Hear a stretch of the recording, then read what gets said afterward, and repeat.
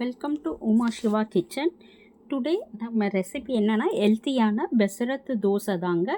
பச்சை பயிறு தோசை சொல்லுவாங்க. ஸோ வாங்க நம்ம வீடியோக்குள்ளே போகலாம், எப்படி பண்ணுறதுன்னு சொல்லிட்டு பார்க்கலாம். அதுக்கு ஒரு பாத்திரத்தில் ஒரு கிளாஸ் பச்சை பயிறு எடுத்துக்கோங்க. 1/2 கிளாஸ் பச்சை அரிசி எடுத்துக்கோங்க. முன்னாடி நாள் நைட்டே நீங்கள் நெக்ஸ்ட் டே செய்ய போகிறதுனாக்கா முன்னாடி நாள் நைட்டே ஊற வச்சிடணும்.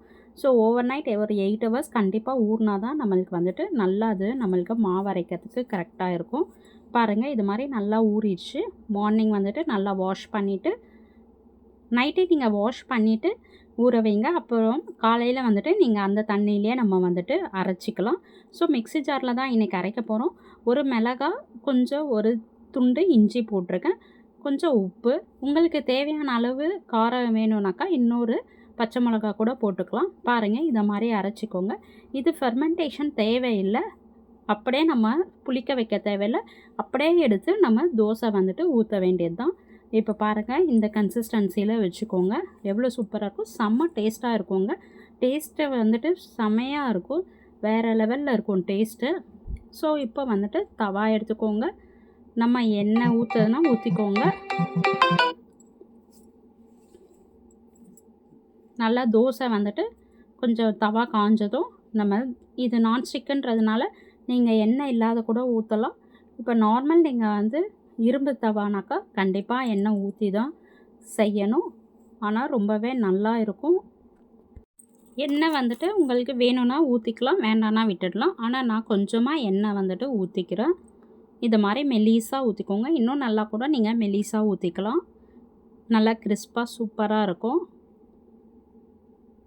நம்மளுக்கு தவா பெருசாக இருந்ததுனாக்கா நல்லா நீங்கள் மெலிசாக ஊற்றிக்கலாம். இது சின்ன தவான்றதுனால நான் இந்த அளவுக்கு ஊற்றி வச்சுருக்கேன்.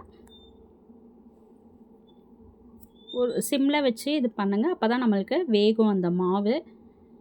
இது ஆக்சுவலி நீங்கள் ஒரு 4 தோசை சாப்பிட்றாங்கனாக்கா ஒரு 2லேருந்து 2.5 தோசை சாப்பிட்டாலே போதும், நம்மளுக்கு ஃபில்லிங்காக இருக்கும். ஸோ அது ஒரு பெனிஃபிட் இதில்.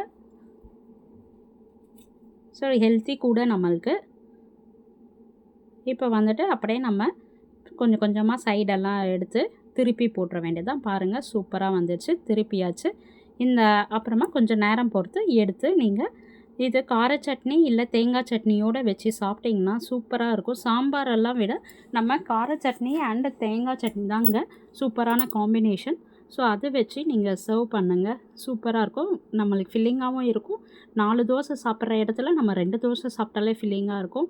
ஸோ இதை நீங்கள் டின்னராகவும் சாப்பிட்லாம், பிரேக்ஃபாஸ்ட்டும் சாப்பிட்லாம்.